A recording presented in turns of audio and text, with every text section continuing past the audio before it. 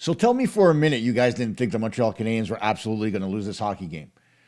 Outshooting their opponents scoring first. Didn't you think for a second that they might lose? Well, after what happened Saturday, I didn't.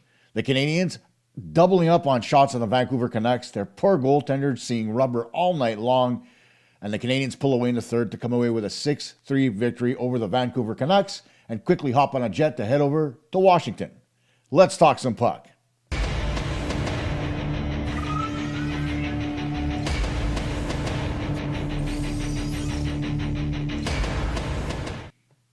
Hey gang, Costa here for PuckTalk Montreal on this January 13th episode of the postgame show where the Montreal Canadiens leave the Bell Center and head to Washington with a 6-3 win in their pockets over the Vancouver Canucks.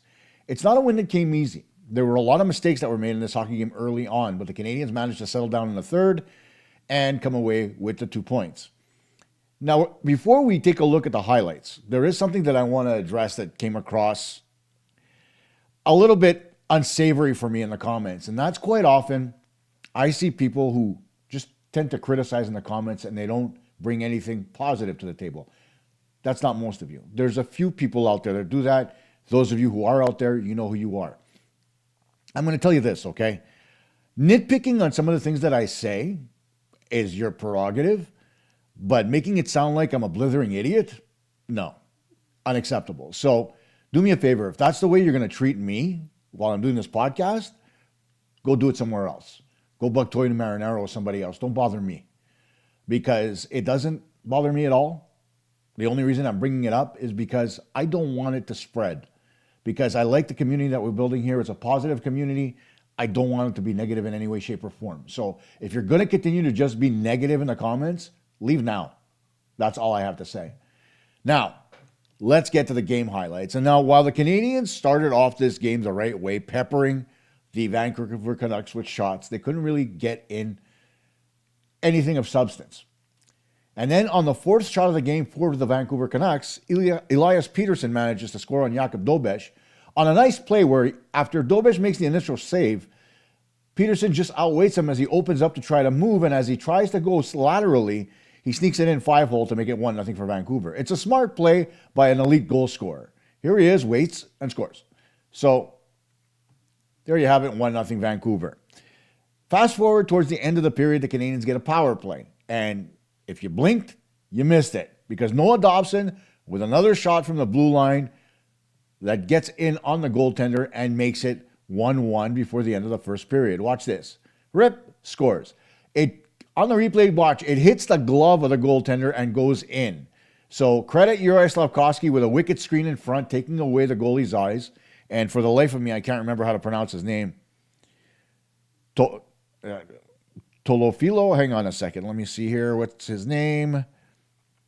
Tolopilo. I was close. Nikita Tolopilo. Not a conventional name, so I apologize in advance because I butcher names like my dad used to butcher meat back in the day. Fast forward to the second period where now it's Evander Kane's turn to get in on the scoring. And this play should have never happened. There were a couple of mistakes made in that second period that cost the Canadiens goals, and I'm going to talk about who it happened with later. But take a look at the highlight, and you'll know exactly what I'm going to talk about. As the defense back checks, there's a giveaway into the slot, shot on goal, a rebound gets to Kane, and he pops it up over Dobes, who's sprawled on the ice, to make it 2-1 for Vancouver. Here's the thing on this goal, though. A lot of people were saying that there could have been goaltender interference. Now, Dobes is outside the blue paint. If he was inside the blue paint, yes, absolutely goaltender interference because Kane skated through and took his feet out. I get it. But once you're outside the crease and you're on the white part of the ice, it's open season. There's no precedence for the goaltender. So Kane collided a little bit with Dobes, not allowing him to stop the puck. Puck went in. It's 2-1. And again, the Canadiens are sitting there going, how? Well, I'll explain that in a bit. Then, 20 seconds apart, noted defenseman for goal scoring Alexandre Carrier not only ties the game, but gives the Canadiens the lead. First, he ties the game on a shot as he's set up by Nick Suzuki out of the corner. Suzuki with the puck, out into the slot, Carrier with a shot, blocker side on Tolopilo, to make it 2-2 and tie the hockey game up. And then just 20 seconds later, here he is again, this time being fed from below the goal line by Ilya Slafkovsky. A good pass by Demidov, Slafkovsky below the goal line in front, and the tap-in popped up over to Lopilo to give the Canadiens a 3-2 lead. The interesting part about this goal, the two goals by a single defenseman are 1 second off the record held by Larry Robinson for the Montreal Canadiens. He managed to score 2 goals in 19 seconds. Pretty close, but nonetheless pretty impressive from Alexandre Carrier, who's been much maligned on this show. So good for him on scoring a couple of goals. That made it 3-2, but before the period was out, another defensive breakdown. Max Sasson comes in and scores to make it 3-3. Here he is, right in front, easy tap-in, nothing Dobes could do there as the defensemen collide. And yeah, I'll talk about it. And Sasson just puts it home to make it 3-3 going into the third period. So now at that point of the hockey game, the Montreal Canadiens were out shooting the Vancouver Canucks 27-14. Everybody's sitting there biting their nails. I see Twitter, Blue Sky, Facebook. People are freaking out. It's 3-3 after 2 periods. It's not the end of the world. It's not the greatest result because you've allowed 3 goals, but those 3 goals were allowed based on mistakes that were made. But we'll get to that a little bit later in my report. Now cue up the third period where Mike Matheson scores 29 seconds into the third to give the Montreal Canadiens the lead. And you can't get any closer to Elias Peterson's ass with a shot than this one by Matheson. Watch this replay. Watch how it gets right by his left butt cheek and goes into the net, and the goaltender never sees it. Great screen by Elias Peterson, and the Canadiens regain the lead. It's 4-3. Then, the second line decides to get in on the act. A couple of points for Demidov, a couple of points for Slafkovsky, and the game was over. First, Slafkovsky scores with a minute 7 into the third on a great pass from behind the net from Demidov. He puts it out, top of the circle. Slafkovsky doesn't wait. He just rips it. Tolopilo moves off the post, giving him the room to do it.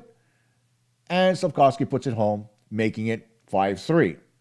Then, well, as I mentioned, it's Oliver Kapanen this time scoring a beauty of a goal that was a tic-tac-toe play, starting with a play along the boards by Slafkovsky right there to get away from 2 Canucks players to Demidov. Perfect backhand by Demidov into the sweet spot for Kapanen, one-timer, and it's 6-3, and that's all she wrote. The Canadiens, with all the scoring that they need to come away with a 6-3 victory, they lock it down, and they get ready to head to Washington, 2 points in the bank. Now it's time for us to complain. I'm kidding. It's time for us to assess what happened on the ice with what I like to call Coach K's game report. Now, it's going to start with the 2 defensive breakdowns by Arber Xhekaj. And I know all of you were sitting there thinking that's what I'm going to talk about. You're right. But it's not only his fault. Okay? And I will get to that in a minute. On the second Canucks goal, Xhekaj didn't really have any options other than to rim the puck behind the net because Guhle came across to the right side of the ice. And because of that, it takes away an option to go D-to-D for Xhekaj. I think personally that he panicked because he had 2 Canucks on him and he fired the puck into the slot. It got intercepted and it led to the Evander Kane goal. It's not a smart move by Xhekaj. It's a huge mistake that a defenseman should never make. But by the same token, I know it's Guhle's second game back. He's still getting his wits about him and getting used to playing with different people on the ice. Communication is going to be an issue. And so Guhle's got to get used to opening his mouth and communicating with his partners so that they know exactly what he's thinking and what he's going to do. Because right there, what happened, Guhle decided to come across from the left side and he opened up that whole slot area. It's similar to what Carrier did versus Detroit the other night. But this time, if Xhekaj would have rimmed the puck behind the net hard, it would have avoided the whole issue altogether. But instead, he made a peewee play and put the puck into the slot, which is a huge no-no at any level of hockey, especially the National Hockey League. Then came the third Canucks goal. where Arber Xhekaj did his best impression of Alexandre Carrier. Xhekaj was supposed to be playing the right side. Goulet was on the right. Xhekaj decided to come across, and in the process, got tripped up, fell, and took Goulet out, which allowed the 2-on-1 down low and Sassen's goal. Again, that comes down to communication. It comes down to an ability to talk to each other. And it comes down to the fact that Xhekaj should have stayed on the left. That's another mistake that he made. And what happened? Well, it cost him the first 10 minutes of the third period because he was glued to the bench, he wasn't on the ice, and it limited his ice time. Why? He directly resulted in 2 goals versus the Montreal Canadiens. So you can't blame Marty St. Louis this time for benching Xhekaj. But he knew he made those mistakes. And he's going to learn from it. And it's going to take him talking to Caden Goulet and saying, dude, when we're playing a certain side, we got to call it. If we're going to switch, call the switch. Because you could tell that didn't happen. There was no communication whatsoever. The mistakes were made. And lo and behold, the puck was in the back of the net. To boot, after Arber Xhekaj came back into the game in the third period, he ended up playing alongside Noah Dobson while Goulet was playing with Lane Hudson, who he's familiar with because he's played with him before. So maybe it was just to mitigate any mistakes or what have you. But at the end of the day, 2 of those goals were a direct result of mistakes that were made by Arber Xhekaj. And then in the first goal, I mean, it's a rebound. It's a play where Peterson just outweights the goaltender. The goaltender has to open up because he can't leave the short side open. So he's got to slide across in the butterfly. The technique was right. It's the only thing that was wrong was that his stick wasn't down on the ice. It was on an angle, and the puck slid underneath his stick. It's a simple mistake made by goaltenders across the National Hockey League all the time when they move laterally. When they have their sticks down flat, it closes up the 5-hole when they move, and the puck doesn't go in. They end up being able to push it to the side. And that, I mention this all the time where goaltenders are supposed to initiate their movement with the paddle of their stick first, right? So when they do move, okay, and they open up the 5-hole, their stick is in the 5-hole as it follows, and it closes it up, even if it's just a little bit while you're making a T-push or sliding across in the butterfly, whatever the case is.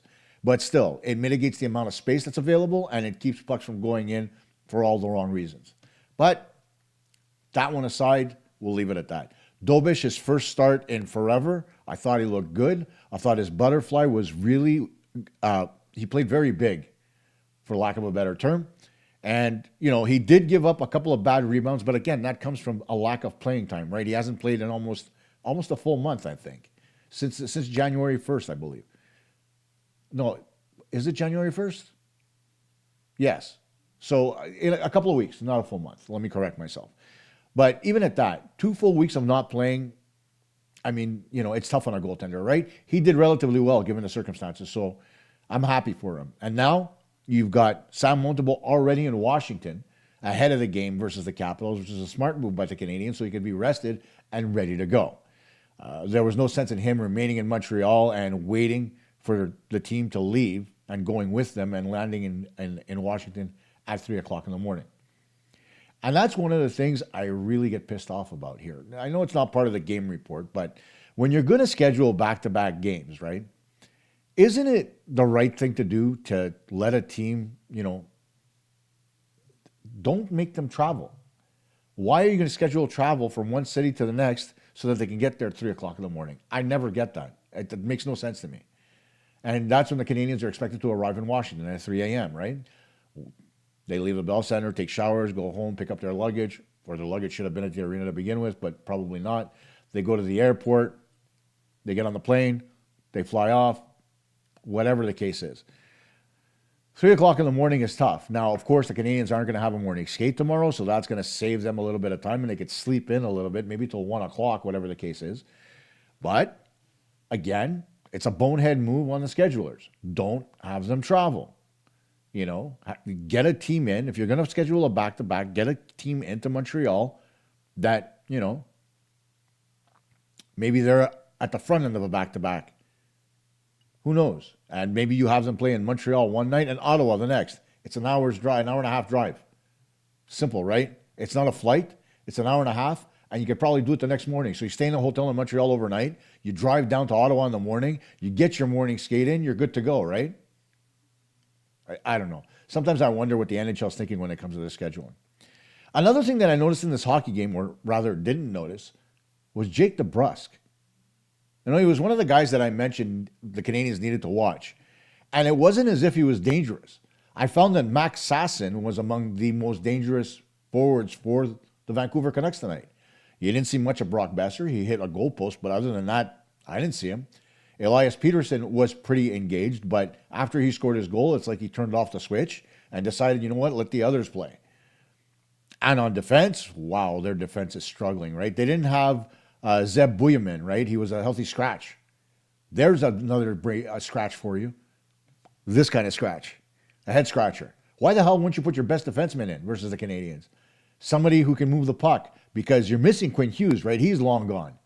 And Williams supposed to be your replacement for him. Now, granted, the kid's a rookie and he's played extremely well, but why healthy scratch him? The thoughts beyond me. I don't get it. Like, your team has lost 6 games in a row. Now 7. And you take your best defenseman and you put him on the shelf. If you can explain to me why they did it, I'd love to know, but it still makes absolutely zero sense to me. And while I like Adam Foote, I loved him as a player, I like him as a coach, it's not working in Vancouver for him. I mean, he's a nice guy and they like him. The team's extremely young, don't get me wrong, but I mean, they need a lot of work in Vancouver. And I know that Jim Benning destroyed that franchise. I get it. But man, oh man, it's ugly. And you want to see good things from the Vancouver Canucks, and this just isn't good right now. Right? They're back to where they were after Roberto Luongo left and the Sedins retired. And that's not a good place for them to be. What else can we talk about when it comes to the Montreal Canadiens? It's another game where Alexandre Texier did not impress me again. So after his 6-point performance in 2 games versus Detroit, versus Vancouver, an easier team to play against, he was relatively invisible on the ice. Right? He did get a couple of chances, a couple of shots that missed the net or whatever, but other than that, he really didn't bring much to the table. Brendan Gallagher was okay. Phil Danault, I could see why he hasn't been able to score a goal yet, because he's always on the half wall. He's never in an area where he can get a good shot away. And when he did get a good shot away in this hockey game, he fired it over the net. It's going to come, but he's got to get away from being on the half wall. He's got to work his way towards the middle of the ice and get better shots away, because he's only hurting himself and he can't be there. Like, he never played like that in his first stint with the Canadiens. Sure, he was physical and he played along the boards like he's supposed to, but the minute he got the puck and he distributed to guys like Gallagher or Lehkonen back then, he would just come off the wall and make himself available either just inside the dots or in the slot. He's not doing that right now, and that's kind of a problem. And one of the other things that's really bothering me is the performance right now of Zach Bolduc and Owen Beck. Both those guys haven't done much in a few games now. And I know that Bolduc is only in his second year and Beck is a rookie, but you got to do more than what you're doing right now. It's basically going through the motions. It's like Beck is expecting to go back to the American Hockey League when guys start to return. And yeah, you can certainly expect it because the other guys have NHL contracts, but here's the thing. You want to leave putting your right foot forward. You want to leave with the team wanting you to come back, right? And that, of course, bodes well for next season's preseason camp, right? But if there's another injury that comes up, and God knows in this crazy season where we've got back-to-backs and compressed schedules and the whole 9 yards, there may very well be another injury that comes up where the Canadiens need to call Owen Beck. Beck's got to be smart about it, and he's got to play a better game, right? Because right now, he's practically invisible. And just before Christmas, you saw him out there all the time doing all the right things. And now, for some reason, he's out there with Sami Blais and Joe Veleno. And while Veleno is picking up the pace, it's an opportunity for Beck to be able to be in there and support and try to create offensive chances using Veleno's energy. And he's not. I wish he would, because I like Beck. I think he brings a lot to the table. I think he's a hardworking kid. So I'd love to see him do better. But it's just not happening right now. And that's sad to see because, like I said, I like the kid. So what's next for Montreal? Well, tomorrow morning, you'll catch the podcast where I talk about the Canadiens taking on the Washington Capitals with the full 5-point play and only the Washington Capitals lineup. I'm not going to go over the Montreal lineup because, as far as I'm concerned, Montembeault starts, and we all know that. And the only change I foresee is James Struble in, Arber Xhekaj out, which would make sense given the 2 errors that Arber Xhekaj made. I might be wrong. Marty St. Louis might end up being a very nice guy and say, you know what, look, you live with these mistakes, learn from him, let's see what you're bringing versus Washington. But given the type of team that Washington is, I think Struble's going to draw into the lineup instead of Xhekaj. But we'll see, right? It's not going to be certain. But be sure to tune in tomorrow morning to the podcast for the pregame portion of the show ahead of the Washington game. And of course, I will be here again after tomorrow night's game in Washington to bring you all the highlights and my opinion about what the Canadiens did on the ice. Again, the Montreal Canadiens win 6-3 over the Washington Capitals, over the Vancouver Canucks. Be sure to put your thoughts in the comments. And don't forget, Fridays, Puck Talk Live at 8 p.m. We'll see you tomorrow morning.